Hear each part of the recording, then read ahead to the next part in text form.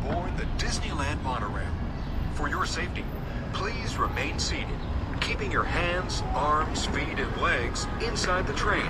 Watch your children, and no smoking, please. Welcome to the conveyor belt of Philadelphia. I was listening to a YouTuber earlier today. Fresh Baked is what his handle is. He and his wife do videos from, Disneyland. Mostly, I think they're West Coasters, but they'll come over and do Disney World. They will do, they did Epic Universe because they had pre-opening. It seems like some people have visited Epic Universe before, like a special grand opening. I don't know if there's a special date. Anyway, it's really awesome to watch them. And mostly him, I guess. Fresh Baked, I forget what his name is, but he was on the monorail in Disneyland for today's video, which I guess he might have filmed yesterday or whenever before today. But I heard the sound of the monorail and I was like, oh, what a cool sound for a video. So I decided to look up audio. I found like a 14-year-old audio of the monorail at Disneyland. They have one for Disney World, and get this, the one in Disneyland sounds better. For some reason, it's different. The voice is very similar, but the way it comes across is quite different. The one from Disney World, which is in Florida, Orlando, is only 12 years old, where I think the one from Disneyland is 14 years old, so there could be a difference in regards to the year of when it was going on. I have no idea. It's just the recording of it that was put on YouTube is that old. So I'll head on this way because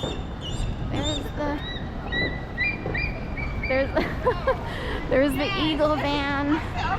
So they roll around here with the Eagle sound. Go this way. Okay. So it's kind of fun in Philadelphia to have that bird call, if you will. When I first heard that sound from a distance, at first I was like, is that a seagull? And then I realized, oh, it's from a car and it's an eagle, not a seagull. So anyway, so the bird call, the eagle's call. They're on Walnut, and I feel like he goes down Walnut a lot. Walnut's a popular street. So, more so than, say, Sansom, which I'm walking to now. Anyway, I've been hooked lately on this sort of circle of folks who do Disney parks as part of their YouTube video adventures.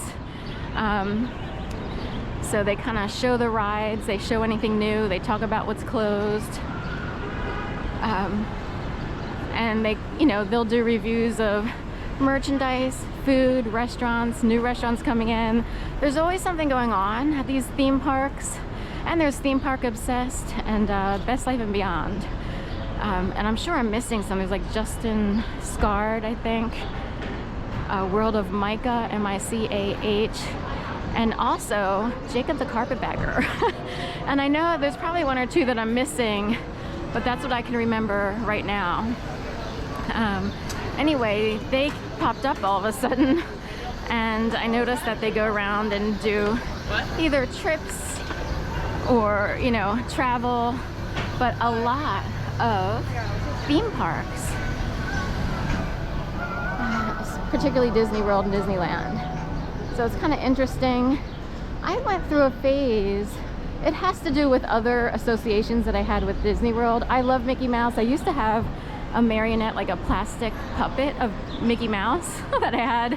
I kept him hung in my closet, and then I would bring him out, and I think someone gave Mickey Mouse to me as a gift. I'm not sure how I wound up with that. So I played with it from time to time, but I wasn't, like always playing with it per se. But I love Mickey Mouse. Of course, anyone who is a child at heart would. And anyone who likes good things to happen to people, or for people to experience happiness, and so forth and so on. Disney World would be it. But Disney World got caught up with a negative connotation for me. It has to do with other people who sort of reaped the benefits of being able to afford to go and rub it in people's faces. That it's a little bit different. Most people don't do stuff like that, but some people do. So anyway, so I just heard like a sound of a pin drop behind me. I know it wasn't from me because of, you know, but the idea would be, oh, what if she turns around to pick it up? So anyway, an old city trick, or a trick played in lots of places.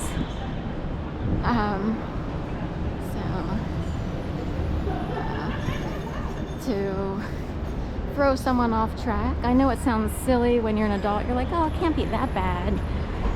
You want to make a bet? We have people pulling out all the stops to either throw someone off track, to mess up what they're doing, to see what's, you know, to make someone feel self-doubt or concern. But I go through a checklist every day on a lot of things. That includes zippering my backpack. So, and it's a dry bag backpack, so it has a roll down top, and then it zippers. And the thing is, I have used pens lately because I had to write things down. So the sound of a pen falling to the ground could trigger me to go looking all over the place. And no, when you're an adult, like, who cares, right? You would be surprised. It turned into a major game to be able to control every ounce of someone's actions. And therefore, I had to go through my brain. And I admit it, I quick double checked my zipper. It's totally closed. The zipper to my backpack, that is. So, I was told to say it that way. And anyway, here we are, heading east on Sansom. A lot of people are in town, especially today and into this evening, because we have the Broad Street Run. This is Broad Street right here. This would be the second half or the south half of the 10-miler. It's a long ass run straight down Broad Street. So they start way up at Central High School in North, you know, Philadelphia, in the north part of Broad Street. And they run through all the hoods. So it's if you're a runner in this run, you will be reminded that people are much less fortunate than anyone who could afford to get into a race, because you have to pay for your bib, you have to pay for travel if you're out of state. And Philly likes to remind people about the haves and have-nots. It costs a lot of money even to run.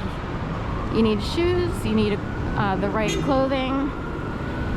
And if you decide to participate in runs like the 10-miler or you know, a half marathon, what have you, even a 5K, you have to pay for entries and potential travel, hotels, you know, eating and all that other stuff. Flying, if you come in from far away, gas, you have to have a car.